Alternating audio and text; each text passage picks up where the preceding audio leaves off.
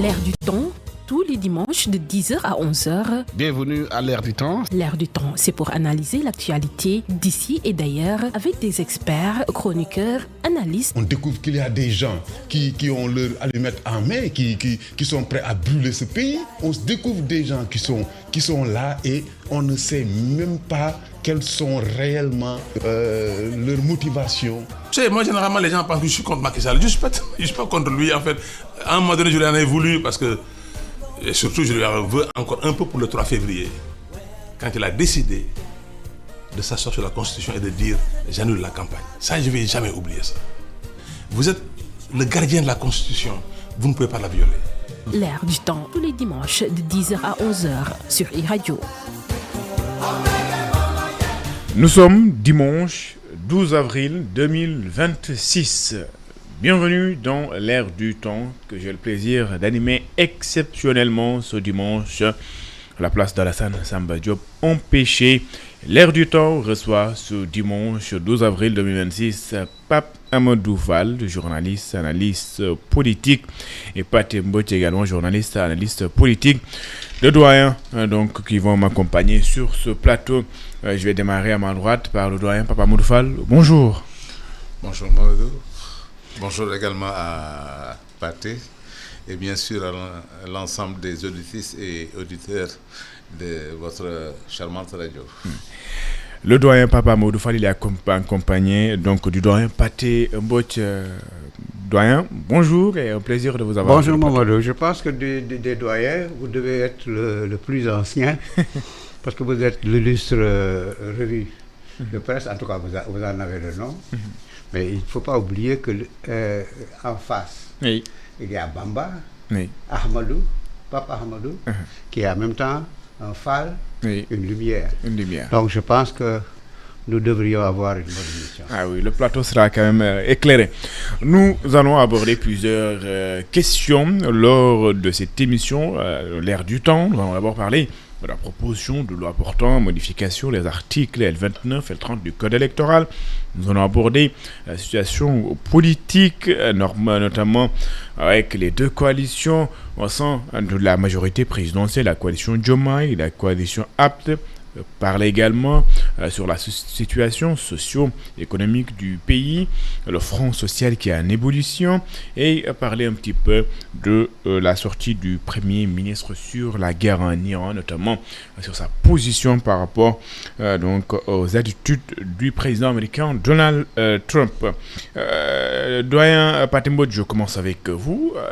L'Assemblée nationale, à travers ses députés ou les députés membres du parti PASTEF, par le biais même du président du groupe parlementaire PASTEF, a introduit une proposition de loi modifiant les articles L29 et L30 du Code électoral. Nous savons ce que cela veut dire.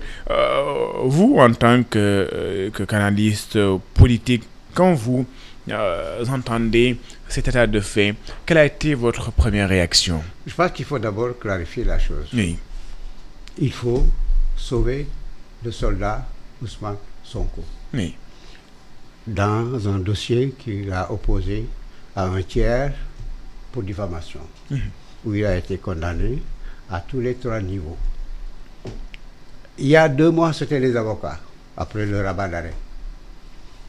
Après, les avocats se sont éclipsés. On n'entend plus parler des avocats. On dit on va essayer de le passer par l'Assemblée. Je pense que c'est une sorte de ce que l'ARTIF aurait appelé une prime à la non-responsabilité. C'est-à-dire, vous allez à Agnam, vous appelez la population, vous leur dites votre père est un voleur, il ne mérite pas d'aller à l'Assemblée. Il vous bat à Agnam, vous vous retrouvez par le sort majoritaire, vous le mettez en prison. Oui. On fait la même chose jusqu'à aujourd'hui. Et maintenant certains qui refusent ce diktat ont porté plainte et ils ont gagné. Aujourd'hui, il faut coûte que coûte arriver à sauver le soldat Ousmane Sonko pour en faire un candidat probable en 2029. Les avocats se sont désistés, l'Assemblée est entrée en jeu, mais ce qu'on oublie, c'est qu'il y a quand même une vérification de la conformité de certaines décisions par rapport à la loi et à la Constitution. On a vu que par 2 fois sur l'amnistie, par 2 fois sur le domaine de la communication, les 16 sages ont dit que le vote de certaines dispositions, en tout cas, n'était pas conforme avec la Constitution. Aujourd'hui, sur le plan du droit, l'affaire Ousmane Sonko est sciée. Son sort est scellé. Il ne peut pas, au moment où on se parle, être candidat. Maintenant, est-ce que le Conseil constitutionnel va se dédier? Bon, l'Assemblée peut voter toutes les lois qu'on veut. Mais il y a heureusement un recours en conformité qui peut, par les députés, dans le cadre de la communication, ou par le Conseil constitutionnel lui-même, dans le cadre de l'affaire sur l'amnistie, voir quelle est la conformité. Et en dernier recours, il y a le président de la République qui promulgue. Vous vous souvenez, parce qu'on va anticiper un peu sur les luttes, vous vous souvenez du directeur de l'HLM, des HLM, qu'on avait nommé en avril 2024. Le PCA, et qui attend toujours. Oui, le PCA de la... Même le président peut désigner, nommer ce qui est son droit et être en difficulté.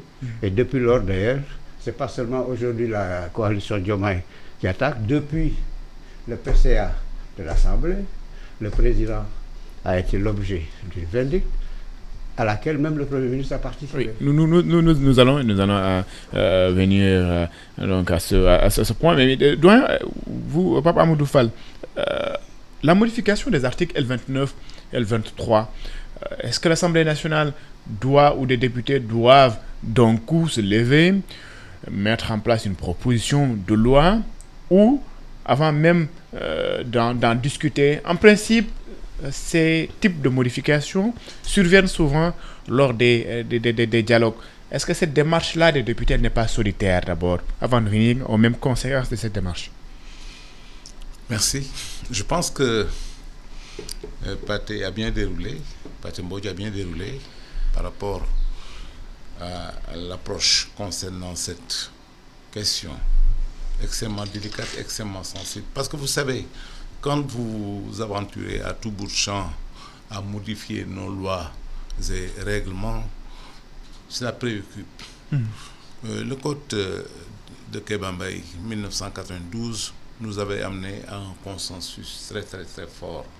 C'est vrai que depuis lors, ceux qui ont été au pouvoir, quand leurs intérêts étaient en jeu, menacés ou peut-être à revoir, ils se sont aventurés à toucher nos lois. C'est navrant. Aujourd'hui, par rapport à la question qui est posée, la majorité mécanique, quand elle se met en branle, elle pense qu'elle peut tout se permettre. Tout le monde sait que le PASTEF est largement en tête. 130 députés. Oui. Voilà. Mais si vous questionnez véritablement la notion de nombre, il faudrait peut-être que vous vous arrêtez également à ce qui est faisable, ce qui n'est pas faisable. Moralement, ce qui est acceptable et ce qui ne l'est pas. Oui, Pathé a raison. Il faut sauver le soldat Ousmane Sonko. De Rabat d'arrêt à l'approche de ces avocats.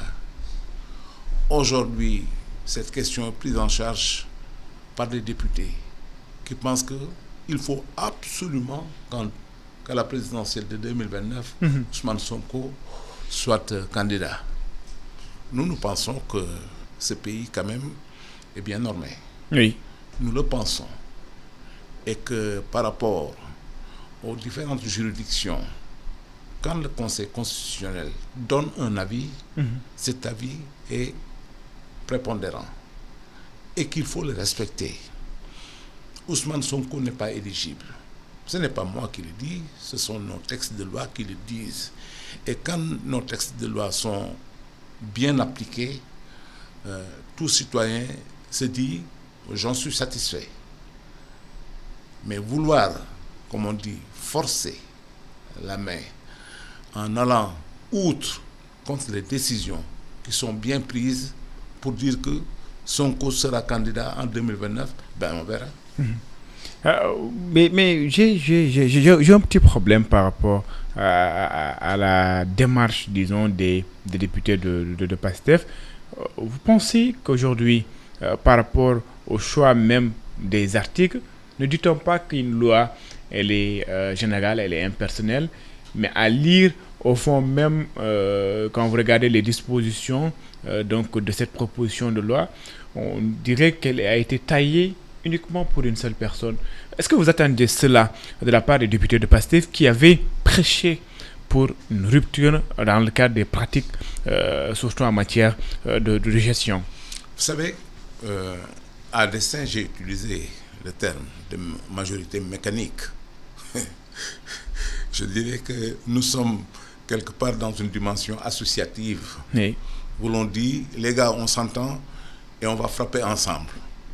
On s'entend et on va frapper ensemble parce que vous pensez que tout vous est permis. Évidemment, l'examen des normes nous amène à une autre lecture. Oui. Le respect d'abord de la citoyenneté, mais d'abord le respect de la Constitution. Vous savez, nous ne serons jamais isolés au Sénégal. Je ne pourrai jamais dire, oui, parce que je suis avec Pathé Mbodj, je peux tout me permettre. Oui. Non, ce n'est pas loi. La notion de société qui avance. La notion de société qui avance, c'est, Pathé, nous sommes ensemble, mais est-ce que nous avons le droit de faire ceci? Est-ce que nous avons le droit de faire cela? Et en respectant ce qui nous propulse, c'est d'abord notre ancrage. Notre ancrage dans notre société, l'on se dit, mais si nous le faisons et demain, qu'est-ce qui pourrait advenir encore? Oui. Parce qu'il y a la suite. Aujourd'hui, l'on dit que ceux qui sont encadrés par la L29 et la L30, oui. parce que c'est des gens qui ont fauté.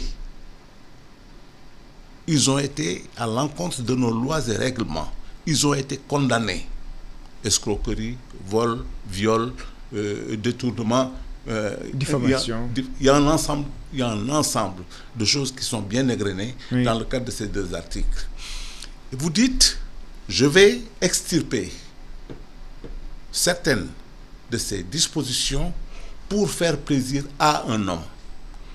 C'est dommage. C'est grave.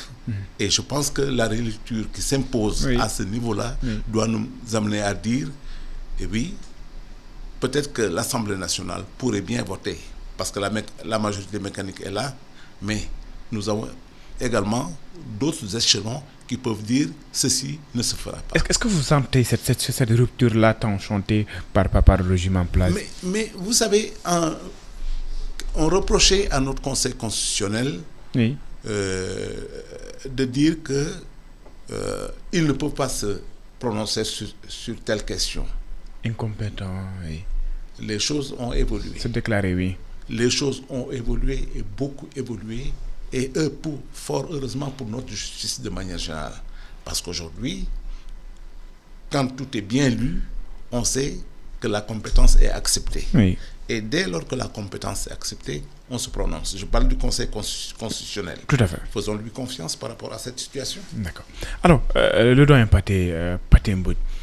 Aujourd'hui, il y a ce projet de loi qui va aller à l'Assemblée nationale, qui sera certainement voté, PASTEF à une majorité parlementaire, 130 députés pour être exact.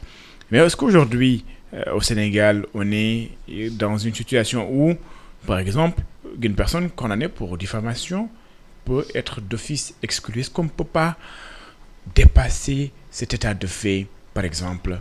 Si, est-ce que ça ne fait pas partie des motivations quand même? On peut. Toute loi est une loi de circonstance. Il n'y a pas de loi abstracto. C'est parce qu'il y a une situation qui se pose qu'il faut la dépasser, il faut aider à la dépasser en se mettant d'accord sur certains principes. Est-ce le moment d'abord? Ça peut être le moment, il y a toujours le moment. Oui. C'est-à-dire, dès l'instant où on estime une situation dépassée, on doit pouvoir poser le paradigme. C'est comme ça qu'évolue la science d'ailleurs. À partir du moment où on se pose des interrogations et qu'on ne peut pas apporter des réponses, est-ce qu'aujourd'hui, il est possible qu'on soit condamné à la diffamation et qu'on puisse passer outre? C'est un problème de société qui est posé, je pense, au-delà de son coût. Au-delà de toute considération, de toute majorité mécanique ou sauvage, il faut qu'une société, à un certain moment, se pose des questions sur son évolution. Vous avez parlé de rupture. Il y a un certain moment, une société a posé un acte en disant « ce doit être la rupture Oui. ». Nous sommes arrivés à un moment de rupture. Il y a toujours un moment dans une société où on se dit « est-ce que nous avons fonctionné à date comme il fallait ?» Avant de venir, je lisais un peu Michelle Obama, puisqu'on est en pleine lumière de l'Ampofal. Cette lumière en nous. Elle pose un problème de société, la solidarité, société de la division et du travail de Émile Durkheim, mais en même temps, elle pose un problème de responsabilité individuelle dans une société américaine du fighting spirit, que la devise américaine elle-même résume avec ce pluribus unum. Mais en même temps, il faut une dose de sinistrose au niveau de la société à certains moments où on se pose des questions parce qu'on ne se retrouve plus. On ne s'est pas retrouvé avec un gouvernement à partir de 2021. On a dépassé ce gouvernement en 2024. Et aujourd'hui, en 2026, on se dit, est-ce qu'on a bien fait de déposer Macky Sall? Oui. Au fond, le problème qu'on se pose aujourd'hui, c'est cette rupture qu'on nous proposait, cette rupture qu'on nous faisait entrevoir et qu'on retrouve dans la démarche de l'État. Est-ce que cette rupture valait ou est-ce que cette rupture vaut des changements? Si c'est pour arriver à ce que la loi, c'est-à-dire ce qui est arrêté, puisse être basculé d'un moment à l'autre, mais là aussi on oublie toujours ce niveau de contrôle de conformité. On oublie toujours ce niveau du Conseil constitutionnel, on oublie toujours ce niveau de la Cour suprême, et on en arrive finalement à comme je disais, parce que lui c'est mon maître avec son journal, La Gazette. C'est ce don d'irresponsabilité que la société, vous demandez, est-ce que nous sommes irresponsables? D'autres se demandent, est-ce qu'on a bien fait d'avoir enlevé une situation pour souhaiter un changement et on nous dit, on est en contraire? On se pose la question pendant que d'autres nous disent, non, ni far, la far, comme ça, le ñu neex ñu def. Alors, pour fermer ce chapitre, disons que les avocats du président du parti PASTEF, à travers une demande, veulent en ce moment la réouverture du procès entre le président du PASTEF et Mame Mbaye Niang, l'ancien ministre, dans le cadre du dossier portant diffamation, l'affaire des 29 milliards. Le dossier est encore pendant devant la justice. Mamadou Ly. Oui. Ce dossier est clos. Vraiment, nous sommes en train de perdre du temps. Non, je voulais dire, est-ce qu'aujourd'hui, il ne fallait pas attendre peut-être la fin, voir un peu, est-ce que la Cour suprême se prononce? Dès l'instant où, en troisième instance, Ousmane Sonko est condamné. Au moment où on se parle, Ousmane Sonko ne peut pas être candidat en 2029. Vous pensez que c'est ça qui motive les députés? Ils sont en train de chercher des choses qu'ils ne peuvent pas. Oui. Le dossier Ousmane Sonko est scié. Il est scellé. Et donc, est-ce qu'on peut comprendre par là la démarche des députés du passé? Ils sont conscients que le dossier est clos et on passe par une autre méthode. Non, ils ne passent pas par une autre méthode. Ils sont amusés, ils sont en train de faire ce que savent faire le pouvoir. Mais est-ce qu'il y a une urgence réelle de porter la candidature d'Ousmane Sonko en 2029 coûte que coûte? Non. Vous savez, moi je veux porter la candidature d'Amadou Fall à la présidentielle en 2029. Oui. J'espère vous n'avez pas eu affaire avec la justice. Non. Que non. Non, parce que quelqu'un m'a dit, mettez vos candidats, moi je voterai pour vous. Moi je dis, j'ai peur que vous soyez la seule voix que j'aurai, plus la mienne peut-être. Non, tout le monde peut souhaiter. Oui. C'est-à-dire Sonko représente quand même quelque chose. Absolument. À un certain moment, vous savez, l'ANC, Nelson Mandela est allé voir Kadhafi. Comme ils sont venus voir Senghor, parce que Senghor aussi les a reçus et les a aidés, et on le lui a reproché. Il a dit au pire moment de l'apartheid, on n'a vu personne d'autre que Kadhafi. On lui a posé la question aussi aux États-Unis. Aujourd'hui, au pire moment de ce que certains estiment être une injustice entre 2021 et 2024, il n'y a pas de grands hommes, il y a de grandes circonstances. Ces grandes circonstances ont amené à l'émergence d'un individu qui s'appelle Ousmane Sonko, qui a cristallisé tous les espoirs et avec lesquels les enfants ont cheminé jusqu'à la mort pour arriver à un changement. Ce Ousmane Sonko-là, il est important dans la société sénégalaise. Qu'on veuille en faire un président, c'est légitime. Il n'y a pas que sous Macky Sall ou que sous Wade qu'il y a eu des délits d'ambition. J'espère que vous avez de l'ambition. Parce que si on n'a pas d'ambition, on n'est plus un individu dans une société. Absolument. On devient une tare, on devient un paria. Que des gens aient de l'ambition, plus que Sonko, pour en faire un président, c'est légitime. D'accord. Mais je pense que la démarche politique, la démarche philosophique, la démarche morale, était que, bon, il nous reste 2 ans, entendons-nous avec Diomaye. Bon, après, si on a eu un protocole au Cap Manuel, puisqu'on parle toujours de phare et de lumière, parce qu'aujourd'hui nous sommes en pleine lumière grâce à Amadou Fall, Lampe Fall. Mais après, au bout de 3 ans, il prendra le pouvoir. Mais véritablement, voilà, bousculer les choses. Sur le plan du droit, voire bousculer les choses sur le plan de la morale, voire bousculer les choses sur le plan de la cohabitation et de la décence et de la puissance de l'État, véritablement, ça ne mérite pas. Justement, parlons de cette cohabitation, mais entre la coalition Diomaye et la coalition APT, Diomaye portée par le président de la République, Bassirou Diomaye Faye, qui a d'ailleurs assisté lors d'une cérémonie de la coalition où on adoptait les textes de cette coalition. De l'autre côté, Ousmane Sonko qui porte APT, à travers eux 2 dames, Mimi Touré pour Diomaye, Aïssatou Mbodj ou Aïda Mbodj pour Ousmane Sonko. Aujourd'hui, à cette cohabitation, le Premier ministre avait émis plusieurs scénarios, une cohabitation douce, etc.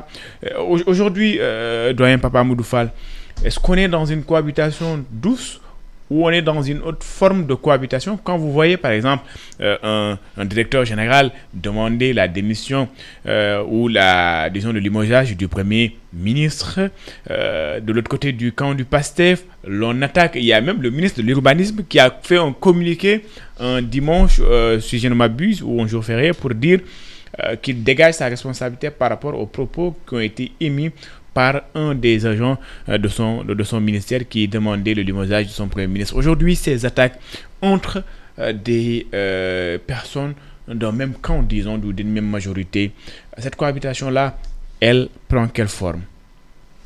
Exécrable. Il faut dire les choses simplement.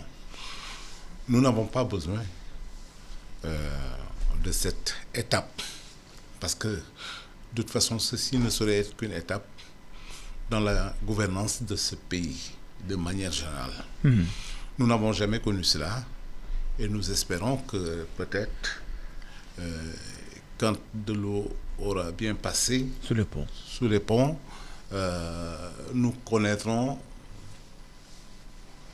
une autre vision pour aller à un autre échelon. Il est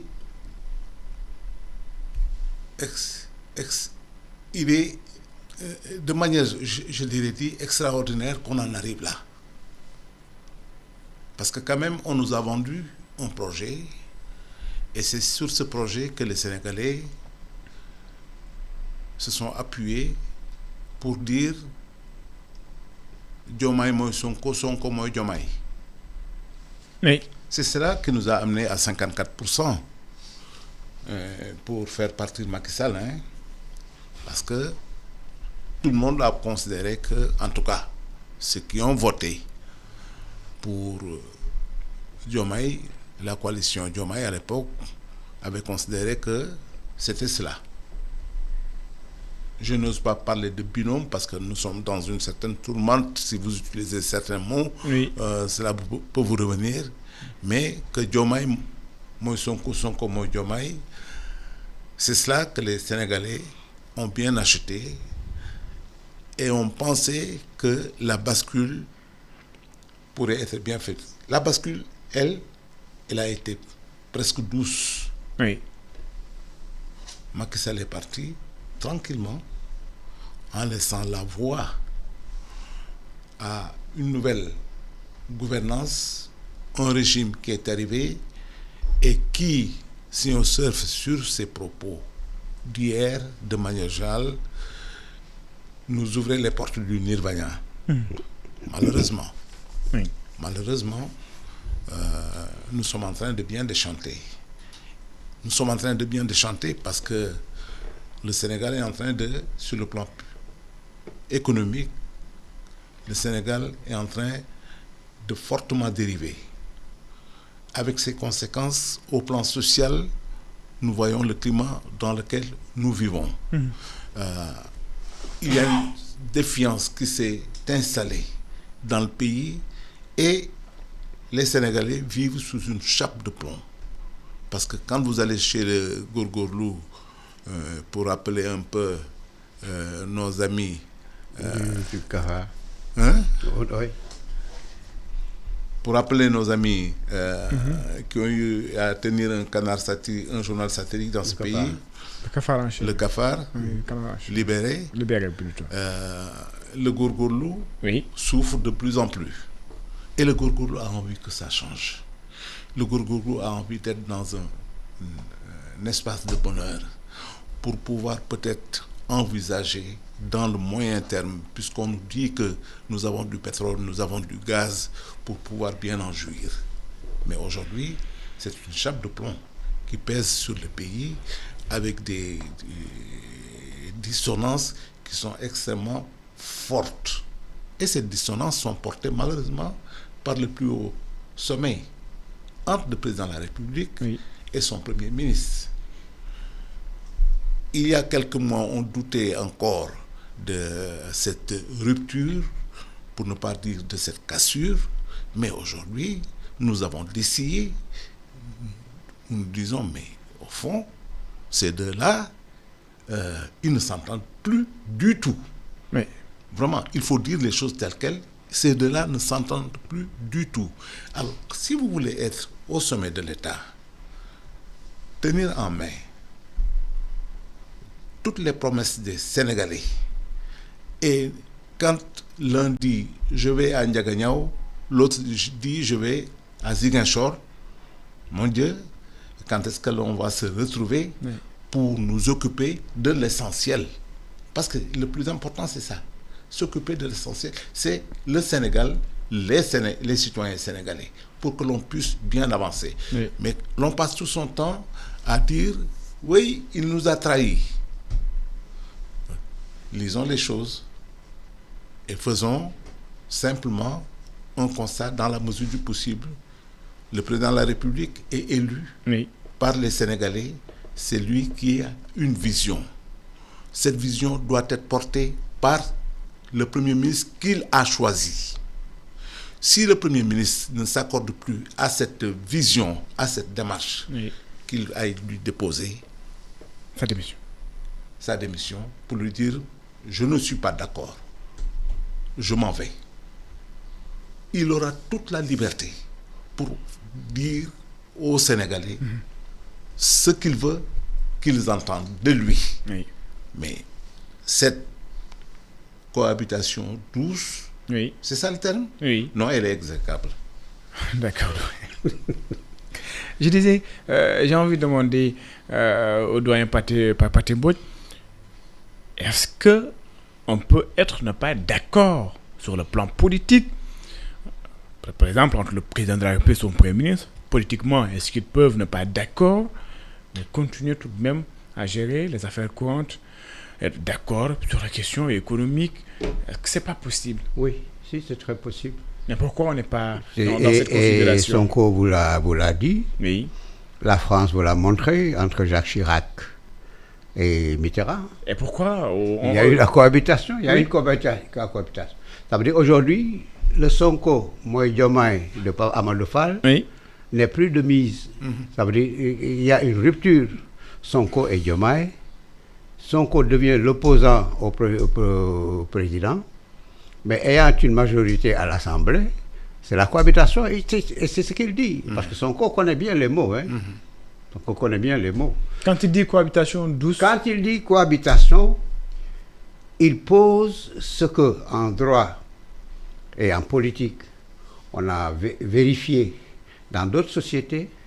En France, par 2 fois, Mitterrand, Chirac, et Chirac, Jospin. Ça veut dire un président et un premier ministre qui ne sont plus dans la même formation, mais le premier ministre ayant une majorité à l'Assemblée est choisi. Il est choisi parmi l'opposition qui a la majorité à l'Assemblée. Ousmane Sonko a bien fait alors. Est-ce qu'il a bien fait d'aller aux élections législatives avec la liste PASTEF où c'est le président de la République qui n'avait pas peut-être... Non, jusque-là. Oui. Jusque-là. Tout allait bien. Tout allait bien. Bon, enfin, tout allait bien, c'est beaucoup dire. Moi, je reviens toujours à l'OHLM. Et à son directeur ou à son PCA, là, Ndiaye. Oui. Quand il est monté, on a vu Fadilou attaquer la décision du président. Oui. Ousmane Sonko a dit du président, bon, René Defodjoum, il va corriger très rapidement. C'est ça, Ndiaye. Et le PCA. En même temps, la bronca PASTEF a attaqué le président. Donc ce n'est pas en 2024, en 2026. Peut-être que les termes ont évolué, mais dès le départ, dès avril 2024, la césure était là, visible, et personne n'a voulu s'y référer. Oui. Mais cette situation, elle est quand même là, elle est un peu quand même gauche, j'ai envie de dire, du doyen Papa Amadou Fall, en PCA nommé par le président de la République. Cela fait bientôt plus d'1 an, si je ne m'abuse, ou même 2 ans. Avril 2024. Il n'a pas encore pris fonction. On est dans quelle situation? Que doit faire le président de la République? Le dégommer, nommer un autre? S'il ne peut pas prendre fonction. Je pense que Diomaye a d'autres choses en tête que cette affaire de PCA qui ne représente quasiment rien réellement dans notre jeu politique. Sauf que quand la défiance s'installe et que l'autorité, sa voix n'est plus véritablement prépondérante, les questions deviennent de plus en plus difficiles à examiner. Parce que c'est quasiment à partir de cette nomination que l'on a vu le pool de PASTEF monter. Et nous ne sommes pas à un point d'éclatement, mais c'est devenu quasiment inacceptable que le président ait son autorité pour pouvoir bien l'exercer. Parce que la question se situe pour moi à ce niveau-là. À ce niveau, oui. Quand un chef d'État, un président de la République choisit Pathé Mbodj pour lui dire « je te confie », mais c'est à lui qu'il revient de déléguer, c'est à lui qu'il revient de nommer, c'est à lui qu'il revient de choisir. Enfin, qu'on le laisse dans cette sphère où il doit être seul à prendre la décision. Mais que Pathé prenne une décision et que tous nous venons derrière frapper à la porte pour lui, c'est inacceptable, c'est inacceptable, c'est inacceptable. Vous voyez le trouble que cela amène? Et cela n'a fait que s'amplifier. Malheureusement, cela n'a fait que s'amplifier parce que il y a eu également les sorties du Premier ministre président de PASTEF qui s'est développé pour venir véritablement gêner. Moi, je disais il y a quelque temps, entre PASTEF et Diomaye, c'est du ton pied, mon pied. Dans le champ de la communication, en analysant cela, on se dit des ennemis qui se rapprochent. Oui. Et c'est dangereux pour notre pays. Oui. C'est dangereux pour notre pays parce que nous le constatons sur plusieurs domaines extrêmement sensibles. Sonko, le Premier ministre Sonko, ne se gêne nullement pour dire ceci ne doit pas se faire, je ne suis pas d'accord, je vais à l'encontre de cela. Et vous voulez gouverner un pays, vous voulez gouverner un pays, parce que quand même, il ne s'agit pas du PASTEF, hein. Oui. Il ne s'agit pas de 54%, il s'agit de 100% De l'État. des Sénégalais qui attendent qu'on les amène dans la meilleure des directions. Je ne dis pas la bonne seulement, je dis dans la meilleure des directions pour que l'on puisse sortir de cette situation dans laquelle on est aujourd'hui. Je vais faire... L'heure est grave. Oui, je vais faire l'heure est grave, dit le doyen Papa Mamadou Fall. Je vais faire une transition.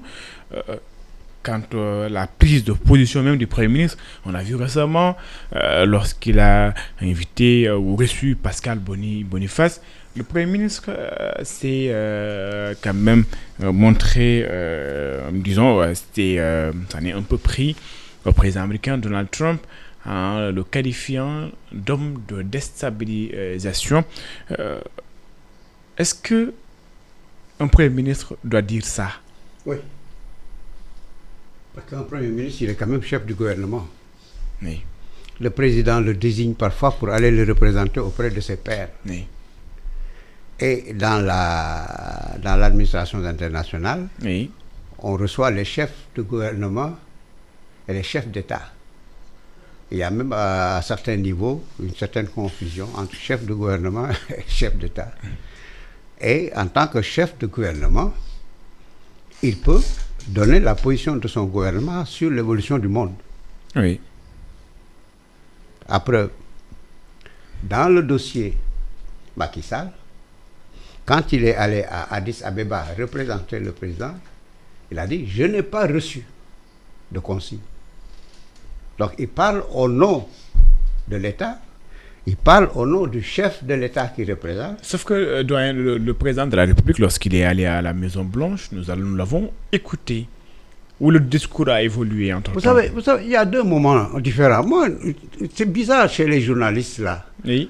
On lamine tout, Oui. on ramène tout au même niveau. Oui. Vous pensez que lorsque Sonko désignait Diomaye, c'était pas un moment? Tout à fait. Vous pensez un moment où, quand il est arrivé, il a dit « Ah, gars yi am na lu rax suñu diggante ». C'était pas un autre moment? C'est un autre moment. Vous pensez quand on le renvoie à la VAR, c'est pas deux moments différents? Oui. Mais c'est l'évolution normée des choses. Reçu à la Maison Blanche en 2025, ce n'est pas Sonko le 9 avril 2026 à Dakar. Vous comprenez? Oui. Je pense qu'il faut éviter de faire cette confusion-là quand on lamine. Le président avait dit... Il n'y a pas de linéarité. Oui. Oui. Le président avait dit important. Au sein de la Maison Blanche, oui, vous méritez le prix Nobel. Sonko dit aujourd'hui, mais moi je dis, Trump, Oui. il est malade. Attendez, quelqu'un qui vous dit une chose aujourd'hui, Oui. le lendemain vous lui posez la même question, il dit est-ce que j'ai dit ça? Ensuite, au-delà de Trump, il y a un droit international qui n'est plus respecté. On est en train de tuer les gens Oui. au Liban. On est en train de tuer les gens 2000 en Iran. morts. On est en train de tuer des gens aux États-Unis. Hein? Tout simplement parce qu'on dit que c'est la puissance qui décide. Cette puissance transcende le droit. On fait un génocide à Gaza. Israël, on ne dit rien. L'autre dit, je vais effacer toute une civilisation perse. Et vous voulez que tout le monde se taise, a fortiori quand on est chef de gouvernement. Alors, Papa Amadou Fall, c'est une position alors courageuse si on suit la logique de doyen Pathé Mbodj, une position courageuse du Premier ministre. Courageuse et assumée. Oui. Maintenant, Oui. quand on est chef de gouvernement, on parle au nom de son pays. Oui. Et je pense que en jetant un regard simplement sur le rétroviseur, en recensant les mots du chef de l'État qui s'est rendu à la Maison Blanche, c'est vrai, c'était un moment. Je suis tout à fait d'accord avec Pathé quand il dit le moment. Le moment, il est à respecter. Quand le président Diomaye disait à Trump, vous méritez le prix Nobel de la paix, aujourd'hui, je suis presque certain que dans le contexte d'aujourd'hui, il ne le dira pas. Ah oui. À coup sûr. Mais néanmoins, nous sommes dans le champ diplomatique. Et je pense que les choses doivent être normées. Le président de la République, quand il fait une déclaration, 10 ans après, 20 ans après, 40 ans après, cela peut rattraper le pays. Je parle bien du Sénégal. Son Premier ministre, donc, doit mesurer d'une certaine manière ses paroles. En tant que président de PASTEF, que Ousmane Sonko fasse une telle déclaration, je dis j'approuve 1000 fois. Parce que c'est le sentiment, je dirais, quasiment de tous les Sénégalais, ou en tout cas les citoyens du monde de manière générale n'approuvent absolument pas la démarche du trône. La démarche. Oui. Mais faisons la part des choses. C'est le Premier ministre qui parle. Que le Premier ministre du Sénégal aille à l'encontre d'une déclaration du président de la République, il faut que ceci soit bien entendu. Que ceci soit bien entendu. Et je ne pense pas que dans le contexte que nous vivons, le moment que nous vivons, qu'Ousmane Sonko se soit rapproché du président de la République pour lui dire « je vais attaquer Donald Trump ». Mais est-ce que le cadre était bien choisi? Mais c'est cela que je dis. Oui. C'est cela que je dis. Le cadre, il ne peut être que le cadre choisi par le Sénégal. D'accord. Et nous sommes dans le cadre de la gouvernance du Sénégal. Oui. C'est le régime, c'est le gouvernement du Sénégal qui se prononce quand le Premier ministre élève la voix. Ce n'est pas quelqu'un d'autre. D'accord. D'accord. Ce n'est pas anodin. Comme on est un petit peu dans... on est parti un petit peu à l'international, parlons-en de la candidature de Macky Sall. Macky Sall à l'ONU qui maintient sa candidature malgré, disons, le refus de certains pays membres de l'Union africaine de porter sa candidature. Lui qui continue tout de même sa campagne à l'international. Cette position du Sénégal vis-à-vis de la candidature de Macky Sall, quelle lecture vous en faites? Je pense que sur le plan politique, ils ont raison. Il ne peut pas l'avoir combattu. Avec tout ce qui s'est fait, avec tous les morts là, les centaines, avec tout ce qu'on a perdu aussi, parce qu'on parle plus des morts que de ce qu'on a perdu au niveau de Auchan, au niveau de Total, le coût économique. On parle du coût social, on ne parle plus du coût économique. Et puis le lendemain, lui confier la primature. On ne peut pas. C'est-à-dire que, surtout que la démarche ne tient pas compte absolument et forcément de la candidature du pays d'origine. En septembre, quand on a lancé la procédure au niveau de l'ONU, ils ont bien précisé qu'il suffit, la condition nécessaire et suffisante, comme on disait en mathématiques, qu'un pays membre présente la candidature à l'ONU, on en tient compte. Oui. C'est ce qui avait été dit en septembre quand on a lancé le protocole de renouvellement et d'assainissement de la direction du secrétariat général. Oui. Je pense que le Sénégal finira par accepter la candidature de Macky. Dans tous les cas, elle est là. Oui. Les 20 qui avaient rompu Le le silence. silence commencent à regretter. Oui. Il y a eu 3 ou 4 qui, Mais on parle même de l'Ouganda qui est revenu. oui, qui sont revenus. Et la procédure est enclenchée. Le 22, il va se présenter devant le Conseil de sécurité et présenter son truc. Pour être audité. Bon, l'OIA va prendre officiellement part peut-être que d'ici juillet, je pense qu'il y a un prochain sommet. Oui. Et dans cette situation de cohabitation douce que nous vivons, Exécrable. ben, l'autre viendra à de doux sentiments, le président, mais- quand son premier ministre sera dans sa cohabitation douce. D'accord. Je pense que, bon, mbir mi jeex na ba pare. D'accord. On ne peut pas se ficher dans une position de repli qui n'a aucune justification. Alors, l'ancien président a écrit, selon les informations, au président de la République pour lui faire part de sa candidature. Finalement, le Sénégal dit n'a pas été associé, disons, à la démarche qui a été portée par le Burundi.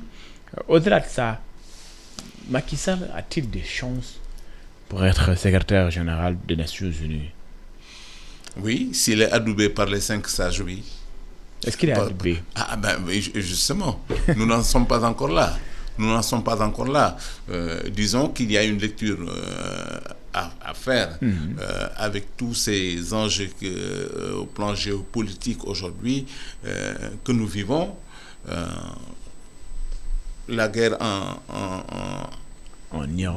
dans le Moyen-Orient. Moyen-Orient, oui. Je ne dis pas seulement en Irak, je dis dans le Moyen-Orient, peut avoir des conséquences sur peut-être la position des États-Unis, parce que c'est particulièrement la position des États-Unis qu'il faudra examiner sur ce plan-là. Je pense que pour ce qui concerne peut-être la France, l'Angleterre, la Chine, d'une certaine manière, peut-être même Poutine, mais vous savez, avec les Russes, il faut toujours être extrêmement prudent. Oui.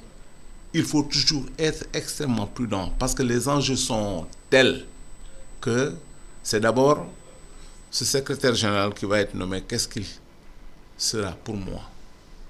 Pas qu'est-ce qu'il fera. Qu'est-ce qu'il sera? C'est important. Pour moi. Du côté des États-Unis également, c'est la même réflexion qui va être menée.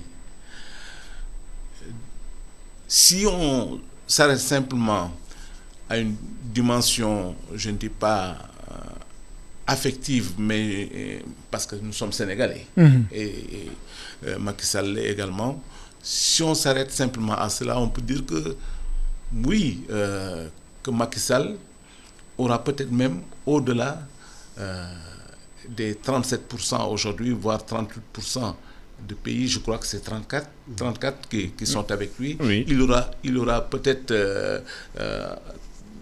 une majorité confortable en ce qui concerne l'Afrique, même si ce ne sera pas le consensus attendu, mais que dans les autres parties du monde également, parce qu'il a fait ça, il faut le relever.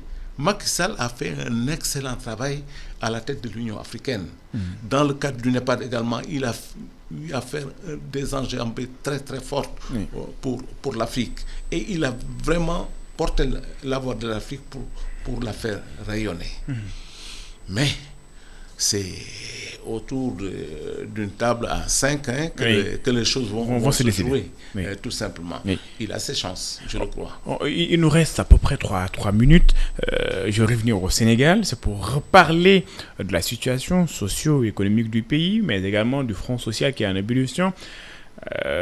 Récemment, les transporteurs étaient en grève. Finalement, après, le président de la République s'est saisi de cette question. La situation a été réglée. Les enseignants, eux, attendent toujours. Aujourd'hui, le secteur de la santé également, ils sont en grève. Andugussem avait entamé un mouvement d'humeur de 72 heures. Il y a les agents contractuels de la santé également qui étaient allés en grève, qui va repartir également en grève, 72 heures de grève. Finalement, on est dans quelle situation? On est dans une situation difficile. Comme disait Chiquel quand j'étais étudiant en journalisme en France dans les années 80, Oui. la France a mal. Le Sénégal a mal. Le Sénégal a mal depuis 2 ans. Ça n'est pas forcément lié à la transition de 2024. À l'héritage peut-être? Non, ce n'est pas l'État, c'est lié à une certaine incompétence, à une certaine limite dans la gestion des affaires de l'État. Vous avez parlé de la grève des transports. Vous avez écouté le ministre des Transports? Oui. On ne négocie pas comme ça. On se dit un Premier ministre ne devrait pas parler comme ça, Oui. mais un ministre des Transports Transports ne devrait pas non plus parler comme ça. Surtout que les transporteurs ont raison. Comment comprendre qu'on vient de Fongolembi pour venir faire une visite technique à Dakar? Qu'est-ce que ça vous coûte? Ça veut dire donc depuis 60 ans, il y a un seul centre de vérification des véhicules qui est à Dakar. On dit, bon, les Cheikh Sagari, il faut les liquider, il faut faire la visite. Mais la visite se fait à Dakar. Pourquoi ne pas les faire? On dit, bon, mais donner des centres de vérification des trucs. Quand un ministre ne sait pas négocier, quand un Premier ministre ne sait pas parler, quand un président est en difficulté avec son Premier ministre et il est mal assis, et quand les prix des denrées augmentent, vous pensez que on est dans la paix? Mais qu'on a que les yengles. C'est compliqué. Doyen, un dernier mot. Le Sénégal a mal dit Pathé Mbodj. Il faut trouver une solution vite quand même. Au classement des pays qui sont notés par rapport à la satisfaction de leur population, l'index bonheur ou l'indice bonheur, le Sénégal s'enfonce. Je pense que nous sommes parmi les 100 et quelques. Nous ne sommes pas heureux. Posez-vous la question. Posez-vous la question. Oui. Nous ne sommes pas heureux parce que nous sommes très mal gouvernés. Nous ne faisons pas confiance. Nous manquons de sérénité. Nos autorités, vous savez, vous pouvez gérer un pays sans être Einstein, une lumière.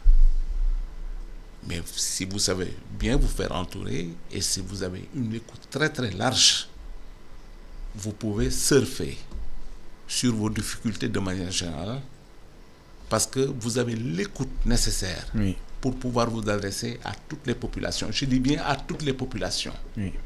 Mais chaque fois que l'un de nos ministres ou notre Premier ministre prend la parole de manière générale, vous vous dites: j'espère qu'il ne va pas dire un malheur. Et malheureusement, on nous a mis dans ce contexte et les uns et les autres pensent que c'est cela qu'il faut faire le dos rond, qu'il ne faut pas avoir l'oreille très ouverte. C'est mal connaître le Sénégalais. Pape Amadou Fall, journaliste analyste politique, Pathé Mbodj, journaliste analyste politique, était notre invité dans l'ère du temps. Malheureusement, le temps qui nous a été imparti est terminé. Pathé Mbodj, merci. C'est moi qui vous remercie de m'être mis en lumière devant Papa Amadou Fall. Papa Amadou Fall, merci. Je pense que s'asseoir avec Pathé, c'est un bonheur. Parce que il a une belle sagesse. Et merci à vous aussi. Et j'espère que pour Alassane, ce n'est que passager. Nous l'espérons également. Votre émission, l'ère du temps, on prend fin.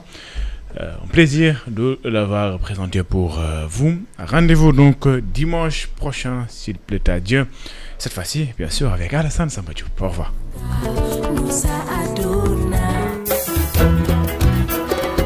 Le mathématicien Momodou Sangaré est ce 12 avril l'invité attitré du jury du dimanche. Professeur émérite de classe exceptionnelle, Momodou Sangaré explore avec Mamadou Ndiaye les opportunités d'élargir et d'approfondir cette discipline scientifique qui impacte tant nos vies au quotidien. Les Sénégalais aiment-ils les maths ?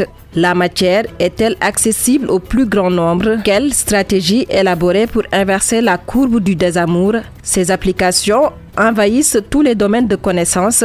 En un mot, les maths sont incontournables. Les parents ont-ils une partition à jouer pour susciter plus d'engouement des mathématiques dans les foyers? Rôle de l'État dans la définition d'une politique d'enseignement et de vulgarisation des approches pédagogiques performantes. Y a-t-il